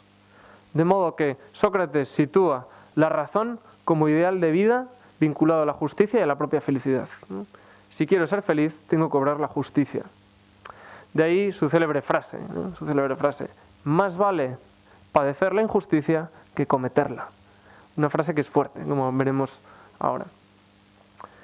Bien, Sócrates evidentemente no fue un personaje muy grato en la Atenas de su época, ¿no? Esa Atenas que buscaba el éxito, que buscaba la popularidad, el bienestar económico, político. Pues claro, el ideal de la verdad y de la virtud era un ideal quizás duro, ¿no?, y difícil de aceptar. Aunque no por ello Sócrates dejó de tener discípulos, más bien al contrario. Al proponer un mensaje tan radical, eso hizo que muchos jóvenes se acercaran. Entre otras cosas porque Sócrates, a diferencia de los sofistas, no cobraba por sus enseñanzas. Sócrates pensaba que el saber no tiene precio. El saber no puede comercializarse, no puede mercantilizarse. Es más, en el fondo el saber es una cuestión personal. Sócrates incluso diría, en el fondo, la virtud no se puede enseñar desde fuera. Por más que yo quiera enseñarle la virtud a alguien, si el otro no quiere aprender, no puede. ¿Qué es lo que podemos hacer? Lo que podemos hacer es enseñar a la gente a conocerse a sí mismo, a reconocer su propio límite. Y esos límites se encuentran o se pueden descubrir mediante el diálogo racional, ¿se entiende? Por eso Sócrates propone un nuevo método de enseñanza. Un método de enseñanza que tiene una parte destructiva y una parte constructiva. La parte destructiva tiene que ser descubrir que yo en el fondo no sé nada, que yo en el fondo soy muy poca cosa, que aunque yo creo que sé mucho de las cosas de la vida, en el fondo lo que sé es muy limitado. Esa es la llamada la ironía socrática, ¿no?, que mediante las preguntas adecuadas nos damos cuenta que en realidad no sabemos. Precisamente fueron esas preguntas, ¿no?, porque Sócrates pues iba a los políticos, iba a los artesanos, iba a los poetas, les iba haciendo preguntas y les demostraba que en realidad no sabían nada. Pero también hay una parte constructiva en su método, y es que una vez que sabemos que no tenemos ya ni idea, estamos capacitados para empezar a descubrir la verdad mediante el diálogo. Por eso Sócrates decía de sí mismo que era maestro en el sentido de que ayudaba a parir los conceptos, a parir los conocimientos, a que uno sea capaz de descubrir la verdad dentro de sí. Sócrates decía que su madre era comadrona y él había heredado en buena medida el oficio de su madre. Lo que pasa es que en vez de ayudar a dar a luz a los hijos, ayudaba a dar a luz a las ideas, a la propia verdad. Tan radical fue el mensaje de Sócrates y tan asimilado lo tenía en su vida que Sócrates no temió ir a la muerte por este ideal de justicia. Si conocemos la historia sabemos cómo Sócrates había hecho un personaje odioso para la Atenas de su época y es condenado a muerte. Una muerte que además es injusta, una acusación totalmente injusta. Y es muy bonito, ¿no?, tal como nos lo cuenta Platón en un diálogo titulado El Critón, cómo a Sócrates se le presenta la oportunidad de salir de la cárcel. Y entonces va su amigo Critón y le dice: mira, tenemos dinero, hemos sobornado a los guardas, no hay ningún problema en salir de aquí, ninguno. Y Sócrates le dice una cosa muy interesante, porque Sócrates le dice: mira, si me logras convencer racionalmente, podemos decir, si tú logras que yo en conciencia piense que esto es lo bueno, yo lo hago. Pero si no logras convencerme, no lo voy a hacer, porque más vale padecer una injusticia que cometerla yo. De modo que Critón dialoga, pero no es capaz de convencerle, ¿no? A Sócrates le parece que es mejor permanecer en la cárcel y no transgredir las leyes de la ciudad, ¿no?, esa ciudad que le había alimentado y que le había dado una educación, a actuar injustamente. Bien, quizás podríamos aquí decir que quizás incluso hubo un pequeño error, ¿no?, por parte de Sócrates, ¿no? Se podría haber pensado de otra manera, pero bueno, lo interesante es cómo Sócrates ese ideal de justicia lo tiene tan asimilado que prefiere seguir el razonamiento y aceptar la muerte, ¿no? Precisamente esa aceptación de la muerte, porque él lo ve como un deber de conciencia, es lo que hace tan grande la figura de Sócrates, ¿no? Y vemos un ideal de justicia y de racionalidad que va a cambiar la cultura occidental. Va a cambiar, en primer lugar, a sus discípulos, ¿no? Sus discípulos van a ver en él un ideal muy grande, ¿no? Uno de sus discípulos pues es Diógenes, ¿no?, el famoso Diógenes que vivía en un barril, ¿no? De alguna manera dice: bueno, yo tengo que ser parecido a Sócrates y tengo que vivir de una vida austera.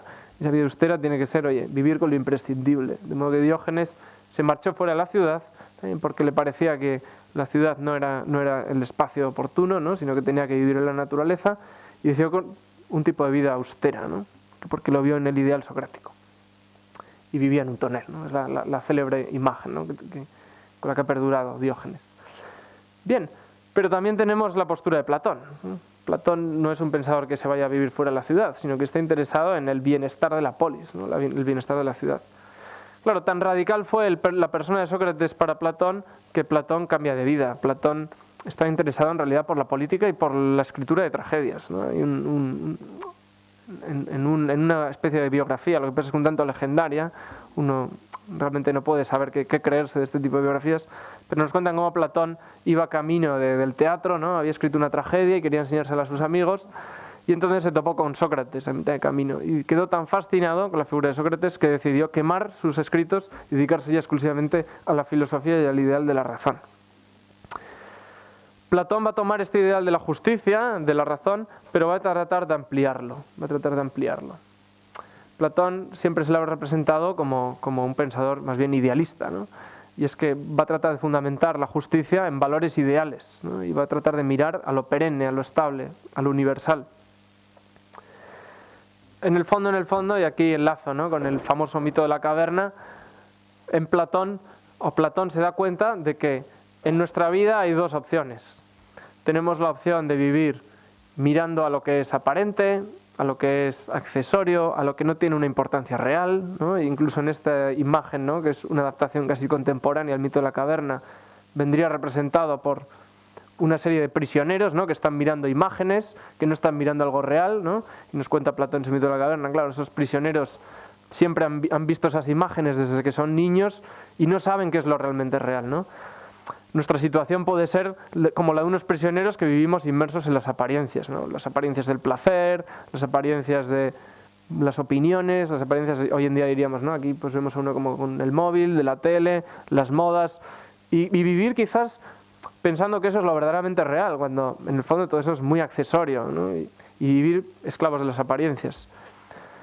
Sin embargo, Platón plantea que hay otro género de vida, y es un género de vida que supone salir de la caverna de las apariencias, ¿no? Uno está al principio atrapado, ¿no? viendo las apariencias, pero uno puede remontarse mediante la razón, pensando, ir descubriendo la verdad, los valores universales, ir más allá de lo meramente aparente y descubrir lo que verdaderamente vale la pena, lo que Platón llamaría lo verdaderamente real.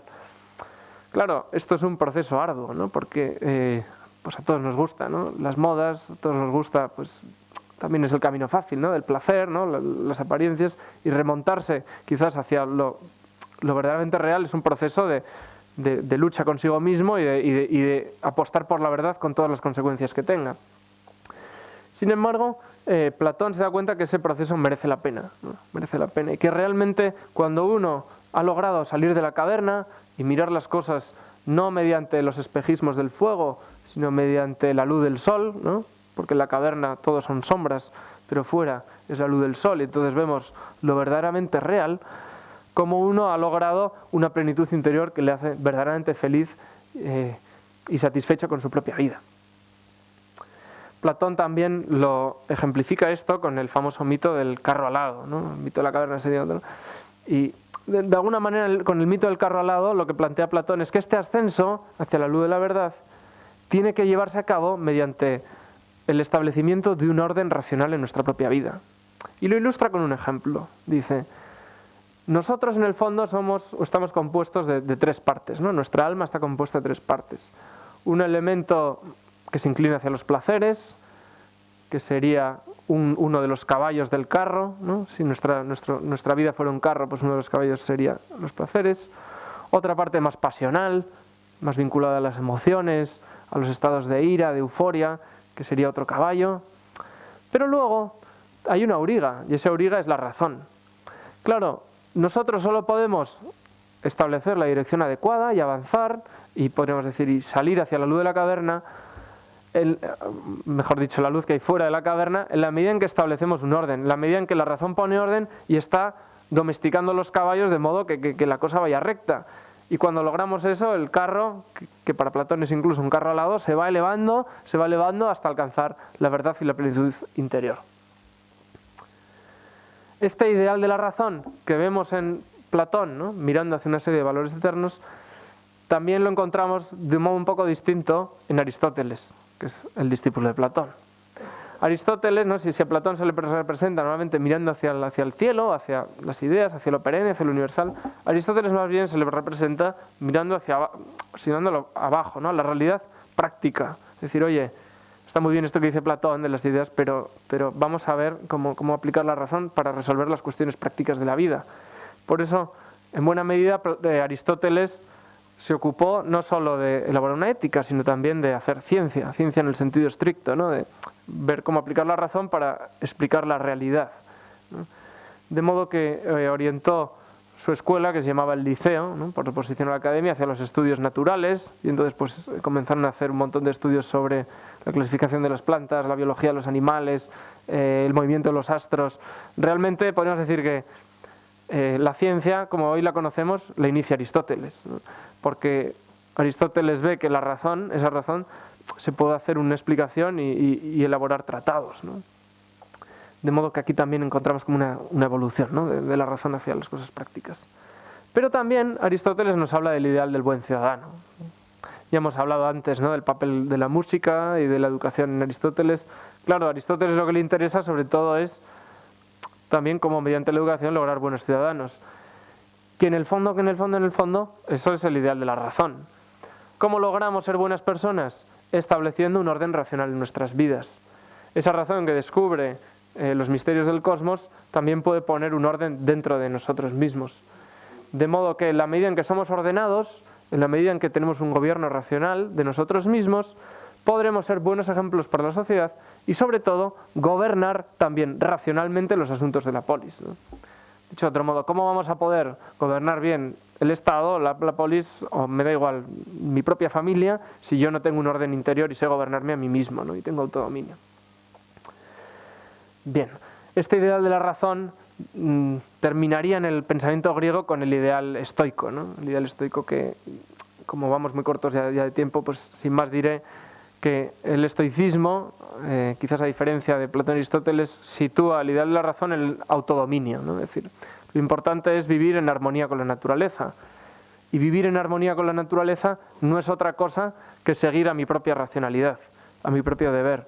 Y sobre todo, no dejarme llevar demasiado de mis pasiones, ¿no? Sino mantener mi libertad interna frente al mundo, ¿no?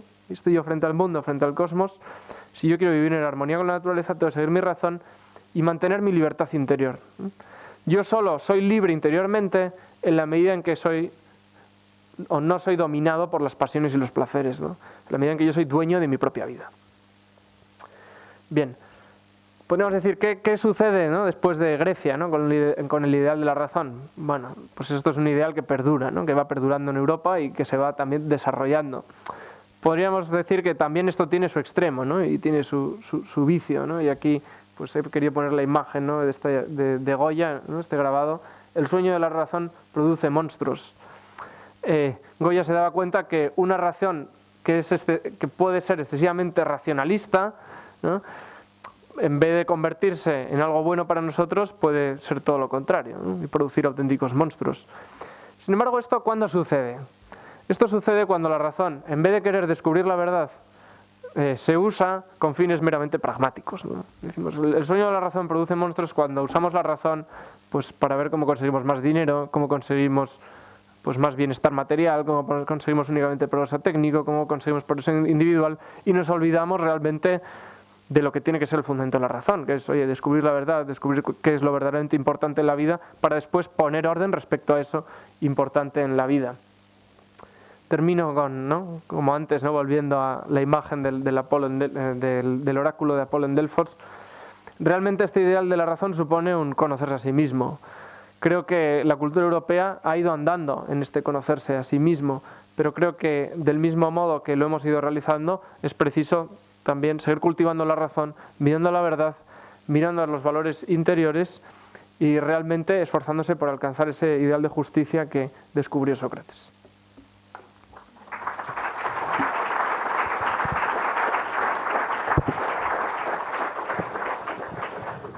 Pues muchas gracias, Manuel. Me acordaba cuando decías lo del sueño, cuando poníamos la imagen de Goya, el sueño de la razón produce monstruos. Me acordaba, yo no sé si estáis algunos de los que pues hace pocas semanas, pocos días, estábamos en Hiroshima y en Nagasaki, y entonces ahí viendo más, sobre todo, vamos, toda la ciudad, ¿no?, pero viendo también el museo de la bomba atómica, ¿no?, y viendo las imágenes y las reconstrucciones. Dices, efectivamente, ¿no?, el sueño de la razón produjo monstruosidades, ¿no? Monstruosidades, ¿no? La capacidad del hombre de conocer, pero cómo conocer no para la destrucción, sino para la construcción, ¿no? Bueno, aquí han salido muchas ideas y han salido también, bueno, y se han mostrado un poquito tantas realidades de gran entidad, ¿no?, que lógicamente pues requerirían mucho más tiempo, ¿no? Yo imagino cuando tú das un curso de filosofía antigua, pues esto son muchas horas todas las semanas, y aquí lo tienes que hacer en poco tiempo, ¿no? Bien, han salido muchos temas muy bonitos. A mí también, por ejemplo, claro, toda la aparición de la razón frente al mito, a la vez también veo que, vamos, que tanto Sócrates como Platón, ¿no?, con esa ilusión por la razón, pues emplean el mito también para enseñanzas, para grandes enseñanzas, que a veces es difícil, ¿no?, de explicar bien, ¿no? Y se emplea, y es verdad que el mito sigue teniendo también su vigencia, ¿no?, y como las historias, ¿no?, que a veces hay un modo de conocer que no es solamente 2 más 2, ¿no?, que es algo más profundo, ¿no? Bien, todo ese mundo del conocimiento. Bueno, yo te preguntaría un poco, nada, a lo mejor sobre esto de la continuidad del mito junto a la razón, empleado de un modo, vamos a decir, racional, no de un modo, vamos a decir, como poco profundo o facilón, de lo que decías, no, bueno, pues alguien, bueno, también, claro, es el gran avance de Grecia, ¿no?, frente a esas sociedades pregriegas, ¿no?, y también con, pues bueno, pues como muy, bueno, con mucha sabiduría también y con muchos avances, ¿no?, pero sí con mucha superstición. pero también cómo puede seguir siendo el mito como un modo de conocer, ¿eh? Y luego lo que vosotros queréis preguntar, que aquí han salido muchos temas, y ya si no ya saldrán más preguntas, o aportaciones, ¿eh? Pues a ver alguna palabra de esto y luego lo que vosotros queráis.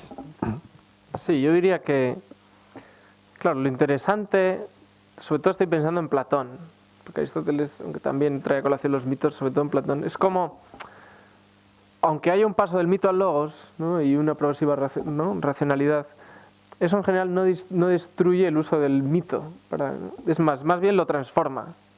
Es decir, Platón no es que esté en contra de la explicación mítica, lo que parece es que solo el mero mito, ¿no? o el mero colectivo imaginario no basta, hay que profundizar. Pero mediante esa profundización en la verdad, el propio Platón se da cuenta que puede usar los mitos como ¿qué? Como ejemplos pedagógicos. Es decir, claro, hay cosas que son muy difíciles de explicar mediante la razón, ¿no? Y que no están al alcance de todo el mundo, pero muchas veces mediante una buena historia, mediante un buen mito, pues queda mucho más claro. Esto los que se dedican a la educación pues lo experimentan. O sea, normalmente lo que se le queda grabado al alumno es la historia, es el relato. Y quizás la explicación teórica se les olvida, o quizás la recuerdan pero en base al relato. Claro, qué importante es tener buenos relatos, ¿no? Buenos relatos. Claro, lo importante es que el relato no sea un relato superficial, ¿no? Decir, bueno, pues los dioses se enfrentaron y ya está, sino que detrás de ese relato se quiera contar una verdad profunda y se quiera transmitir. Entonces, me parece que no es que sea incompatible el mito con el logos, sino que hay que saber darle al mito un logos adecuado.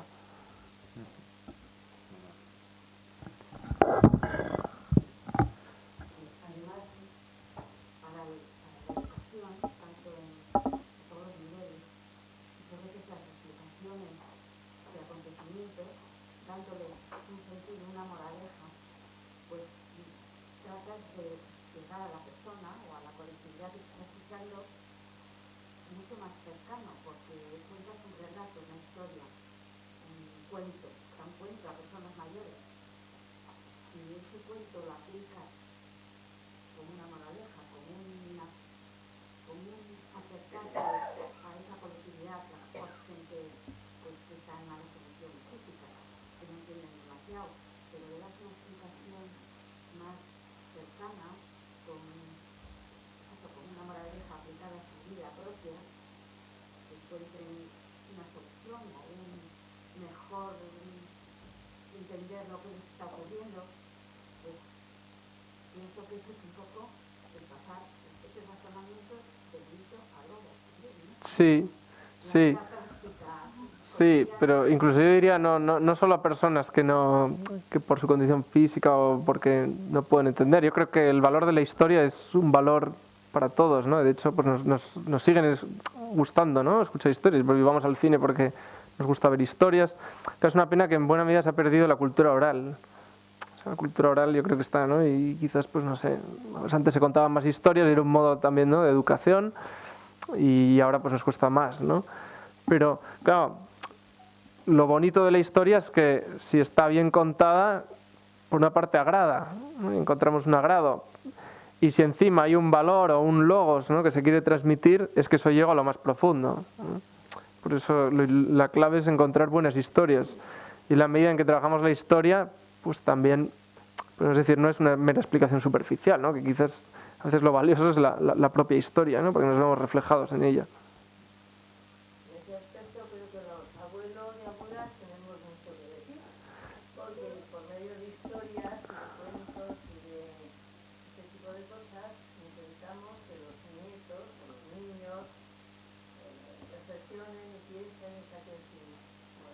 Sí, además sí. Es tradición oral y además quizás al final eso puede llegar mucho más profundo, ¿no? O sea, la historia que te cuenta alguien cercano ¿no? Que la mera, no sé, lo que uno oye por ahí, pues eso no queda, pero lo que si me lo cuenta alguien cercano y es una historia y es una cosa... Claro, eso de alguna manera exige el esfuerzo de muchas veces de volver sobre lo que uno mismo ha vivido para saber contarlo. Pero yo creo que es un esfuerzo que también merece la pena, ¿no? Yo tengo entendido de que Demócrito tenía su propia escuela de conocimiento y basado más en la razón que en el mito. ¿Cuál es la razón por la cual la escuela platónica quema los libros de la escuela de Demócrito?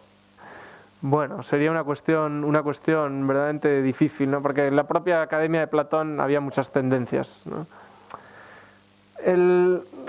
Eso por un lado. Por otro lado, Platón no confiaba demasiado en la escritura como medio de comprender la naturaleza y sus verdaderas enseñanzas. De hecho, él escribe diálogos porque le parece que los diálogos son un modo de iniciarse en la filosofía. Pero digo que es una cuestión debatida porque no se sabe hasta qué punto el propio Platón expresa sus pensamientos más profundos en los diálogos o confiaba más en la enseñanza oral, ¿no? Es decir, bueno, yo enseño en mi academia y entonces si alguien quiere verdaderamente aprender, que venga conmigo a discutir del problema. Y los diálogos, bueno, pues para iniciarse en los problemas y tal. En ese sentido, Platón yo creo que desconfía en general de la escritura como medio de enseñanza y luego posiblemente viera a Demócrito como un pensador excesivamente materialista, ¿no? Porque Demócrito lo que postulaba era que únicamente existían unos átomos materiales y que incluso el alma o la interioridad humana era una especie de átomo. Entonces, me imagino que Platón no le caería excesivamente simpático a Demócrito.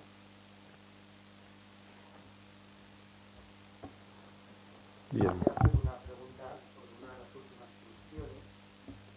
Has hablado de que para ser buen gobernante hay que gobernarse digno a uno mismo. En cambio, a día de hoy esto no comparece en la vida política. Es más, cuando descubrimos que un político, por ejemplo, tiene 36 amantes o lo que sea, mucha gente, muchísima gente, la mayor parte de la gente, decirme, bueno, es que eso es tu ámbito privado, que haga lo que quiera en el ámbito privado. A mí lo que me interesa es que lleve las finanzas del país, que lo que haga en su vida privada no lo sé. Esa separación de vida pública y vida privada, que tan drástica es en la actualidad, ¿cómo se podría combatir? O sea, creo que desde que hay un déficit respecto a la vida en Grecia, las ganancias, pero ¿cómo puede llegar o cómo podemos digamos, combatir este reto que no se ha dado en la historia de la filosofía y la historia política del mundo? La reparación tan radical entre vida privada, que da igual, parece que da igual lo que haga uno, que sea buen padre, que sea... Se suele decir que toda crisis en la política es una crisis de la cultura, ¿no? Y de la propia educación. Yo creo que este puede ser uno de los grandes problemas, ¿no? Actual. O sea, decir, ¿por qué no tenemos buenos políticos? Bueno, porque hay un problema también en la educación, ¿no? Y en la propia cultura, ¿no? Bien, realmente yo creo que es un problema viejo, ¿eh? Es más viejo de lo que parece. De hecho, el propio Sócrates lo vivió en su discípulo Alcibíades, ¿no? Alcibíades, que era iba a ser la gran esperanza del pueblo griego, había sido educado por Sócrates y sin embargo fue un hombre muy desenfrenado en su vida personal y de hecho fue el que llevó a la ruina a Atenas, ¿no? O sea, el que le llevó al enfrentamiento con Esparta y el que acabó con la decadencia de la propia Atenas. Realmente yo creo que es una cuestión que siempre está presente. O sea, uno ve la vida normalmente de los buenos gobernantes y en general uno ve que hasta cierto punto han sido dueños de sí mismos, ¿no? Luego habrá que ver, ¿no?, la historia como los juzga, ¿no? Porque a veces puede decir, bueno, me parece buen gobernante y luego hay que ver las cosas siempre con cierta perspectiva. Claro, me dices, ¿cómo combatir esto? Creo que es una tarea muy difícil, ¿no?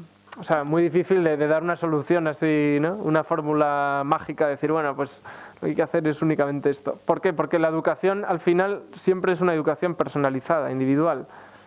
Lo que tenemos que intentar es lograr buenos modelos educativos, ¿no? Intentar formar en virtudes y esto es un proceso que requiere mucho tiempo. Claro, antes me preguntaban ¿cómo va a ser la cultura, la educación, cómo se ve en la Europa actual? Yo mismo no lo sé. O sea, creo que estamos en un momento de crisis, no solo en el mal sentido, sino de cambio y creo que lo importante es ver cómo seguir educando en la razón y en las virtudes, ¿no? Igual no te he podido contestar mucho, pero... Bueno, sí, has contestado todo lo que habíamos discutido. Sí. O sea, cierto es que ha habido gobernantes poco moderados en diferentes ámbitos de la vida a lo largo de la historia de la humanidad. Pero lo nuevo es que ahora da igual. O sea, no se le critica al gobernante. Antes sí.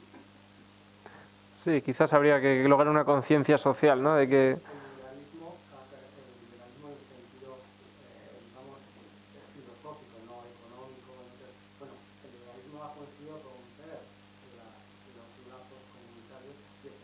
frontera radical que han casado tan seca de la historia de la humanidad entre vida privada y vida pública. Y eso es una tragedia para la vida de la poli que tal como se da ahora no sabría ahora. Sí, sí, no, comparto, yo creo que comparto el diagnóstico.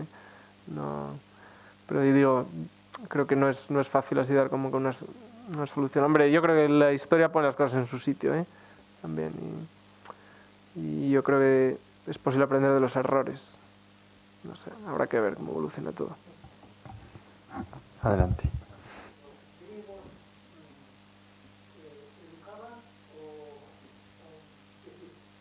Educaban a la persona en el sentido de hacer que se preguntaran e interpretaran sus vivencias o lo que observaban, o bien adoctrinaban. ¿No sucede ahora lo contrario? Puede haber algo de esto. Digo, siempre todo es muy matizable para los griegos. Esto todo tiene su, ¿no? Hay muchas escuelas, hay muchos modelos de educación y hemos visto, habría que ver. Podríamos decir que el ideal, ¿no? El ideal que hemos visto más socrático, platónico, lo que intenta es pregunta y descubre por ti mismo. Y quizás es algo que está un poco en el espíritu griego, ¿no? Oye, pues mediante historias, mediante relatos, hay que ir interiorizando las vivencias, la propia tragedia, ¿no? La contemplación de la tragedia es una manera de ver el sufrimiento e ir aprendiendo uno mismo. Y realmente no hay yo creo que no hay un interés por adoctrinar, de otras maneras, porque el conocimiento no se ve como una serie de cosas que hay que aprender, ¿no? Que es un poco lo que luego, ¿no? Pues voy a la escuela a aprender la lista de los reyes godos y a aprender una serie de cosas. Creo que este puede ser un problema de la educación, ¿no? Actual, que muchas veces se intenta enseñar una serie de conocimientos, ¿no? Y más bien hay que enseñar una serie de hábitos, ¿no? Oye, acostúmbrate a pensar por ti mismo, a descubrir la verdad, a ser capaz, ¿no? De ver las cosas con cierta perspectiva, con pensamiento abstracto.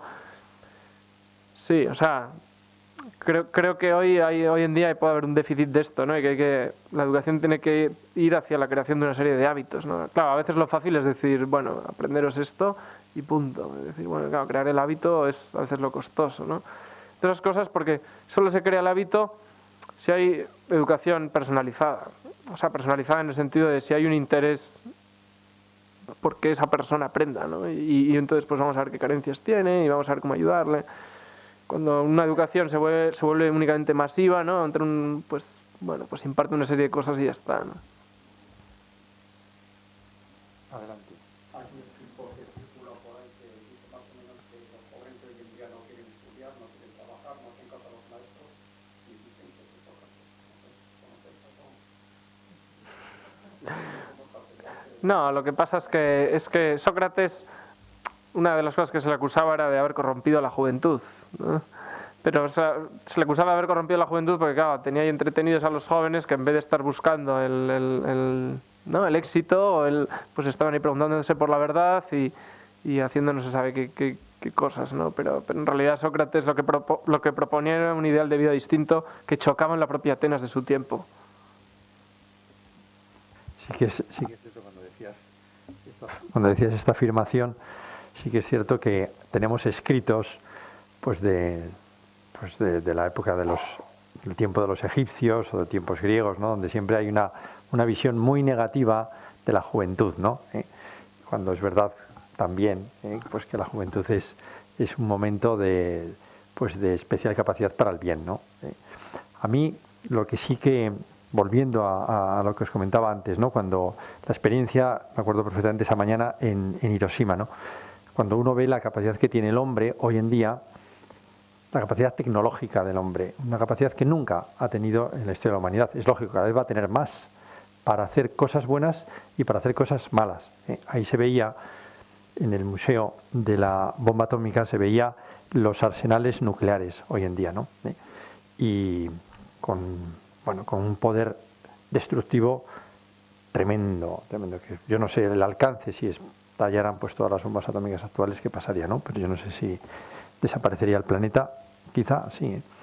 Entonces, ante estas realidades es verdad que todo este tema que tú has estado mencionando mucho y que a mí me ha sorprendido un poco, cuando hemos hablado tanto de educación y hemos hablado tanto de virtudes, que, yo decía, pensando en eso, la verdad es que hoy en día la capacidad de autodominio, la capacidad de que una persona, cómo formarle, cómo educarle, cómo para que realmente busque el bien de su comunidad, el bien de la sociedad, me parece que hoy en día es cabe más importante que nunca, porque es verdad que hoy en día el ser humano tiene unas capacidades extraordinarias para el bien y extraordinarias para la destrucción. Nunca la ha tenido. Un griego pues tenía, pues lo sabemos, pues podía tener ahí una espada o podía tener una catapulta y podía a lo mejor pues, pero hoy en día tenemos unas capacidades, bueno, pues armas químicas, pues armas nucleares, pues entonces, y eso al final está en manos de personas concretas, de personas concretas, de sociedades, pero personas concretas, ¿no? Entonces, no sé, para mí me parece que sí que es un reto tremendo para todas las sociedades que las personas que realmente nos importe no solamente un desarrollo tecnológico, sino el buen uso de esas tecnologías. Tiene que haber un equilibrio, ¿no? Yo también siempre pienso en la sociedad más culta, en teoría, y en la práctica quizá, tú eso sabrás mucho mejor porque conoces mucho más ese ámbito, ¿no? De la Europa del siglo XX era la sociedad alemana, y donde más desarrollada estaba el pensamiento filosófico, la música, y donde pues se acometieron esas barbaridades que no tienen palabras, ¿no? De los campos de exterminio, etcétera, etcétera, ¿no? Entonces sí es verdad, ¿no? Me parece que pensar en Grecia y lo que se plantearon todas estos antepasados nuestros me parece hoy en día muy necesario, ¿no? y muy importante. Sí, o sea, sobre todo a mí, o sea, por lo que decías, me parece interesante que hay que entender la cultura no únicamente como una serie de conocimientos, ¿no? Porque pues efectivamente, ¿no? Una Alemania, ¿no? Que tiene mucha, ¿no? Tecnología, ciencia, música, incluso filosofía, pero claro, al final lo que define realmente una cultura son los valores que hay de fondo y sobre todo lo que diría Platón, el arte del buen gobierno, que es al final lo más importante.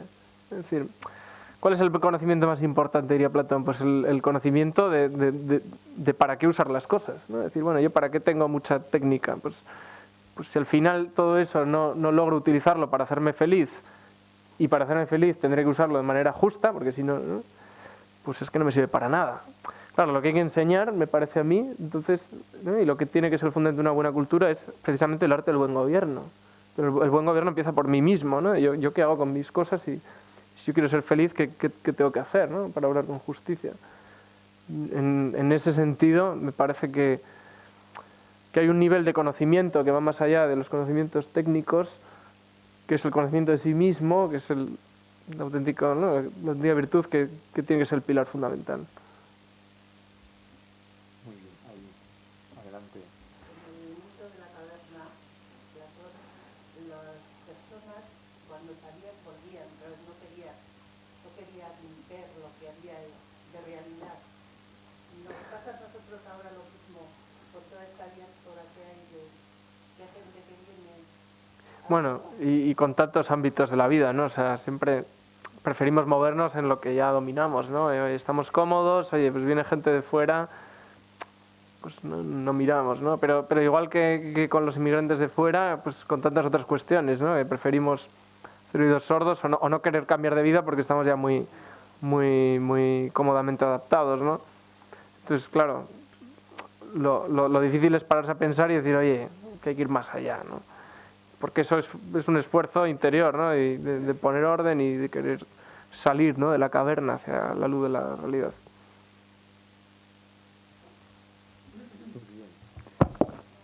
Bien, seguro que podríamos seguir, pero vamos, llevamos unas cuantas preguntas. Ha salido mucho este tema, ¿no? También un poquito. ¿Qué tengo que hacer para obrar con justicia? Y el tema que vamos a tocar mañana es precisamente la aportación de Grecia a la justicia, que va en continuación con lo que hemos tocado hoy.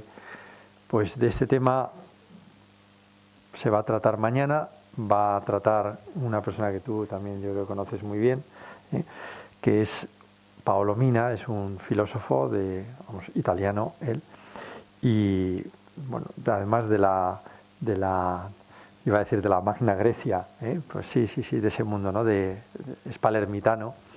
Entonces, bueno, pues cuando realmente en ese momento pues ya sabéis, ¿no? Todas, pues Siracusa, etcétera, pues era una ciudad de una entidad muy similar y rival en grandeza, a Atenas. Pues mañana trataremos de la justicia, ¿no? Qué paso se dio en la historia de la humanidad y en la historia de Europa con esa realidad tan tremendamente importante que es la justicia, porque toda la educación tiene que ir también a la justicia. Salía pues estos gobernantes, estas injusticias que vemos Bien, pues este tema lo tocaremos mañana. Estáis lógicamente bien invitados. También os animamos a que amigos vuestros puedan venir. Pues muchas gracias, Manuel, por estar con nosotros. Y muchas gracias a vosotros.